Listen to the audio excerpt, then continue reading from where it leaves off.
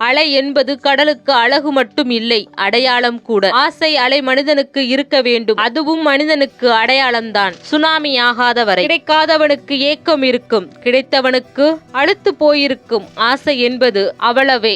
மனம் விசித்திரமானது. கிடைத்ததை நினைத்து நிறைவடையாது, கிடைக்காததை நினைத்து தவிக்கும். சிக்கலிலும் சரி, சிக்கனத்திலும் சரி, சிறிது நேரம் பொறுமையாக காத்திருந்தால் போதும், வழி தானாக கிடைத்துவிடும். பொறுமை என்பது அவசியமான ஒன்று. விதைத்தவுடன் எவராலும் உடனடியாக அறுவடை செய்துவிட முடியாது. மத்தவங்க பொறாமைப்படுகிற அளவுக்கு வாழணும்னு அவசியம் இல்லை. பெத்தவங்க பெருமைப்படுற அளவுக்கு வாழ்ந்தாலே போதும். வாழ்க்கையில் கற்றுக்கொள்ள வேண்டிய முக்கியமான ஒன்று, உனக்கான நேரம் வரும் வரை பிறர் தரும் வழிகளை பொறுத்து கொள்வது. பிரச்சனைக்கு சிறந்த ஆயுதம் பொறுமைதான். பொறுமை அனைத்திற்கும் பதில் தரும். அதற்கு கால தாமதமாகும், ஆனால் ஒருபோதும் தோற்று போகாது. இவ்வுலக வாழ்க்கையில் சம்பாதித்துக் கொள்ள வேண்டிய குணங்கள் எல்லாவற்றிலும் மிக மிக உயர்ந்தது பொறுமை. அசைக்க முடியாத அமைதியில்தான் உண்மையான சக்தியை காண முடியும். அமைதியுடன் கூடிய பொறுமை வெற்றிக்கு நிச்சயமான வழி. பொறுமை கசக்கும், ஆனால் அதன் மூலம் கிடைக்கும் பலன் இனிக்கும். குடும்பத்தில் பொறுமையுடன் இருப்பது அன்பு, மற்றவர்களிடத்தில் பொறுமையுடன் இருப்பது மதிப்பு, நம்மிடத்தில் பொறுமையுடன் இருப்பது நம்பிக்கை, கடவுளிடத்திலே பொறுமையுடன் இருப்பது பக்தி. வேதனையின் உச்சத்தில், அழுத்தத்தின் அரவணைப்பில் ஆறுதல் சொல்ல ஆளே இல்லை என்ற நிலையில் மாறுதலுக்கான ஒரே வழி இறைவன் மட்டுமே. அவர் ஒருவரே எந்த சூழ்நிலையிலும் நம்மை காத்து மீட்டு ஆறுதலும் மாறுதலும் தரவல்லவர். எவ்வளவு பிரச்சனை என்றாலும் நாம் நம்பும் இறைவனை காப்பார் என்ற நம்பிக்கையுடன் கடந்து செல். உன் இறை நம்பிக்கை உன்னை காக்கும். உன்னை விட உனது பிரச்சனைகள் பற்றி உன்னை படைத்தவனுக்கே நன்றாக தெரியும். அவன் மீது முழு நம்பிக்கை வை, அவன் உன்னை காப்பான். இறைவன் சிலவற்றை தாமதமாக கொடுப்பான், ஆனால் சிறந்ததை கொடுப்பான். இறைவனை நம்பு. கஷ்டத்திலும் நேர்மையாக இரு. நீ ஏமாற்றப்பட்டாலும் பிறரை ஏமாற்றாதே. உன் தெய்வ நம்பிக்கை உன்னை கைவிடாது. மனம் நேர்மையாக, ஒழுக்கத்துடன், தூய்மையாக, நம்பிக்கை மிக்கதாக இருந்தால் நாம் கடவுளை தேடிச் செல்ல வேண்டிய அவசியமில்லை. உனக்கு தேவையான எல்லா வலிமையும் உதவியும் உனக்குள்ளேயே உள்ளன. உடலை வளர்க்க எப்படி உணவு தேவையோ அதுபோன்று உயிரை வளர்க்க பிரார்த்தனை தேவை. பிரார்த்தனைகளை எப்போதும் கைவிடாதீர்கள். அவை எப்போதும் எதிர்பாராத பலனை தரக்கூடிய. கடவுள் உனக்கு கஷ்டங்களை தரும்போது கலங்கி விடாதே. அவர் உனக்கு கஷ்டங்களை கொடுப்பது உன்னை சோதிக்க அல்ல, உன்னால் எவ்வளவு சோதனையை தாங்க முடியும் என்று உணர்த்தவே. வசதியாக வாழ வேண்டும் என உழைப்பதை விட வறுமை இல்லாமல் வாழ வேண்டும் என உழைப்பதே மிக சிறந்தது.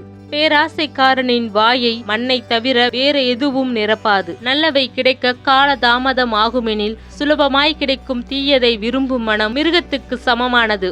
ஆசையை விட தேவையே பிரதானமாகும். வான் எங்கும் பறந்து இந்த அண்ட வெளியை அளந்திட அளவிடாத ஆசை எனக்குள்ளே பொங்கி வழிகிறது. ஸ்தூல உடலால் அது முடியாது என்று தெரிந்தும் மனம் ஆசையை உதற மறுக்கிறது. சூட்சம உடலாலோ ஸ்தூல உடலின் ஆசையை கண்டு நகைக்கிறது. அது வேண்டும் இது வேண்டும் என்கிற ஆசை முடிந்துவிட்டால் வாழ்க்கை சுவை நிரம்பியதாக ஆகிவிடுகிறது. வாழும் நேரம் சிறிதாயினும் பட்டாம்பூச்சியைப் போல வாழ்ந்திட ஆசை.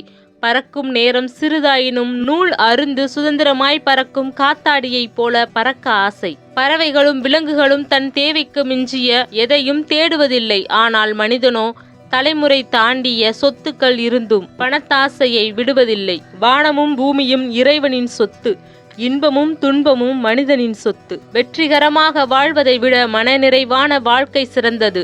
ஏனெனில் வெற்றி என்பது பிறரால் நிர்ணயிக்கப்படுகிறது, மனநிறைவு என்பது உன்னால் முடிவு செய்யப்படுகிறது. சீக்கிரத்தில் நீ யாரையும் நம்பாதே. சில நாட்கள் பொறுத்திருந்து பார், உண்மை தெரியும். உன்னிடம் வந்ததற்கான காரணம் புரியும்.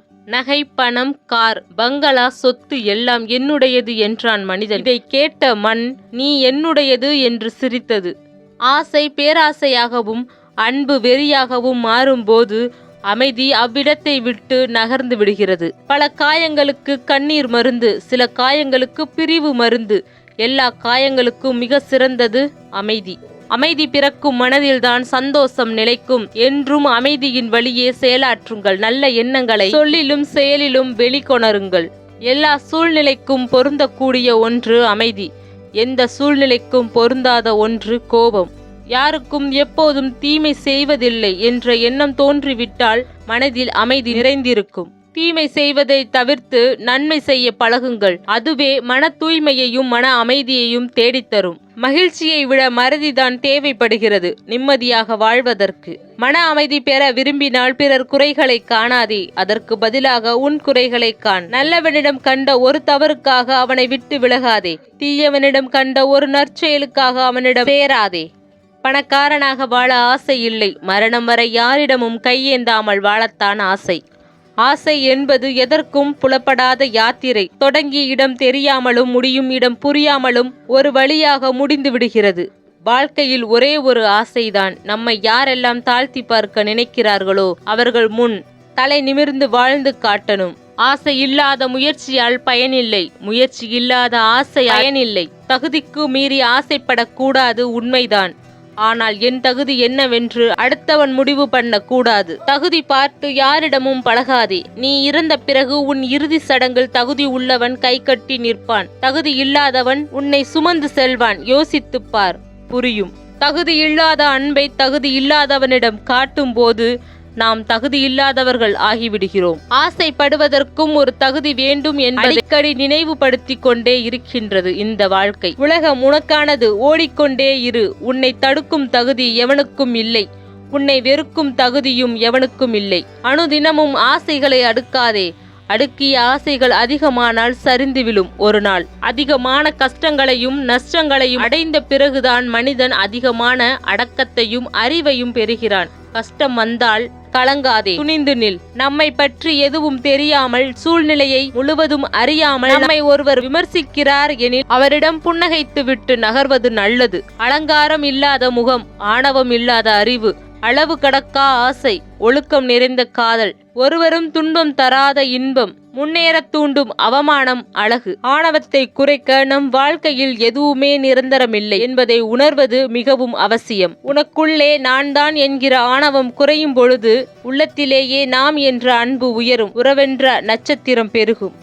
ஆணவம் ஒரு பொல்லாத குதிரை, ஒரு முறையாவது தன்மேல் சவாரி செய்யும் எஜமானை கீழே தள்ளாமல் விடாது.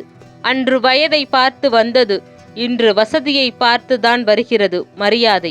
அமைதியாக இருப்பவன் முட்டாள் என்று எண்ணிவிடாதே. பேசுபவனை விட கேட்பவனே புத்திசாலி. பணக்காரனாக வாழ ஆசை இல்லை, மரணம் வரை யாரிடமும் கையேந்தாமல் வாழத்தான் ஆசை.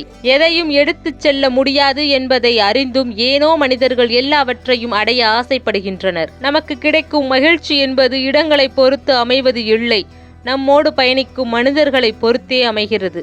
கஷ்டத்தை பார்த்து வளர்ந்தவர்களை விட கஷ்டத்திலே வளர்ந்தவர்களுக்குத்தான் தெரியும் வாழ்க்கையின் ஒவ்வொரு அடியும் எப்படி வலிக்கும் என்று. ஆசை என்பது ஆசையாக இருக்கும் வரை தெளிவான ஓடையாக இருக்கும் வாழ்க்கை. பேராசையாக மாறும்போது பேரழிவுகளை நோக்கி போகும். ஆசை கொள்வது ஆபத்தில்லை, அதை எப்படியும் அடைந்தே ஆக வேண்டும் என்பதுதான் ஆபத்து. பொறாமை, கோபம், பேராசை இல்லாத வாழ்க்கை பாதையில் நீ பயணித்துப் பார். நீ வாழும் வாழ்க்கைக்கு அழகான அர்த்தம் புரியும். உலகமே இயங்குவதற்கு முழு காரணமே ஆசை.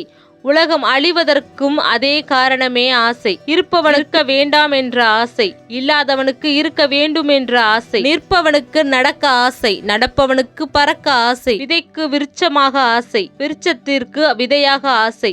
மனிதனின் ஆசை தீராத ஆசை, கடவுளின் ஆசை தீர்க்க முடியாத ஆசை. ஆசையை அடக்கவே ஆசை கொள்கிறான், ஆசையை அடையவும் பேராசை கொள்கிறான். அன்பான ஆசை உள்ளத்தை ஆள்கிறது, ஆபத்தான ஆசை உன்னையே அழிக்கிறது. ஆசைகள் எல்லாம் ஒரு நாள் நிறைவேறும் என்ற நம்பிக்கையில் ஆசைகளுடன் மட்டுமே செல்கிறது என் வாழ்க்கை. முயற்சி திருவினையாக்கும்.